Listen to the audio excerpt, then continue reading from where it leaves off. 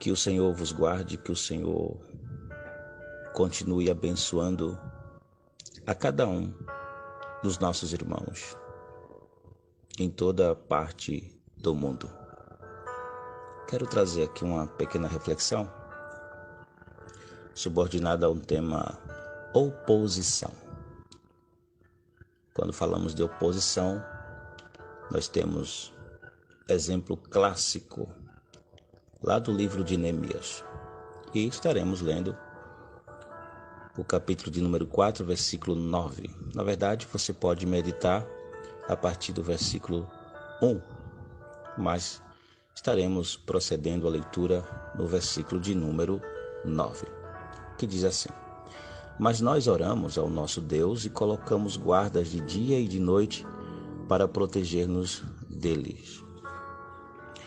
Neemias, como todos nós sabemos, foi o líder responsável por levar um grupo de judeus do exílio da Babilônia para Jerusalém, a fim de reconstruir os muros destruídos da cidade. O capítulo 3 do livro mostra o tamanho desse projeto e que Neemias sabia bem o que queria, coordenando mais de 40 grupos de trabalho. Olha só que responsabilidade. E era uma obra árdua e grande que necessitava de expansão e também determinação para ser concluída. Em meio a tudo isso surgiram opositores de todos os lados. Sambalate, os samaritanos do norte, Tobias e os amonitas a leste, os árabes ao sul e os asdoditas a oeste. Esses adversários queriam causar confusão e atacar Jerusalém. A zombaria, meus amados, foi de fato cruel. Sambalate insultou os judeus, chamando-os de fracos e dizendo que o muro construído com aquele material não serviria para nada. Tobias então chegou a afirmar que até mesmo uma raposa poderia derrubar aquele muro. Quanta zombaria! Com um trabalho intenso, as zombarias e as ameaças dos inimigos, o povo começou a ficar cansado.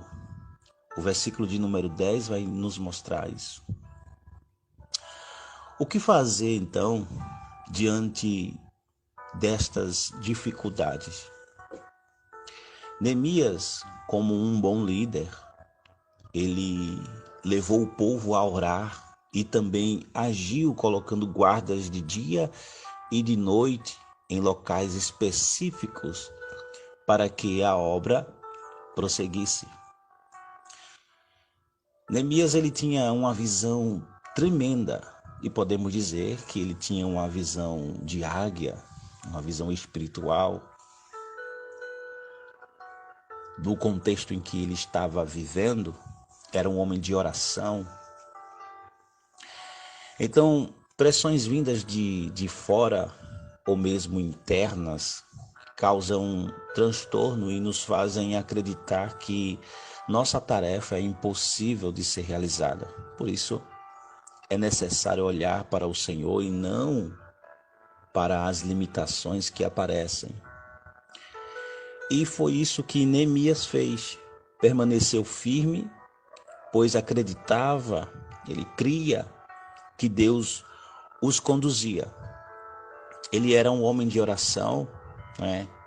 Este livro de 13 capítulos vai citar mais de 10 vezes preces em que Neemias estava se debruçando em oração, em buscar a Deus, ligado mesmo aos céus. Isso, de fato, amados, era o que determinava a sua vida. sua força, ânimo e sabedoria para agir provinha dessas orações. Assim, apesar das oposições, enfrentadas, Neemias ele foi bem sucedido em orientar o povo na reconstrução de muralhas que estavam caídas há mais de, 130 anos. E pasme, irmãos, concluído a tarefa em apenas 52 dias. Isso é o quê? Chamamos isso de milagres. Lá no capítulo 6, versículo 15, vai nos mostrar isso.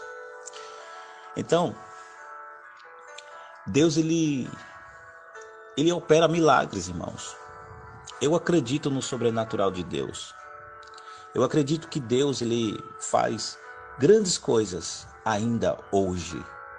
Então, não desacredite do poderio de Deus. Não desacredite do sobrenatural de Deus.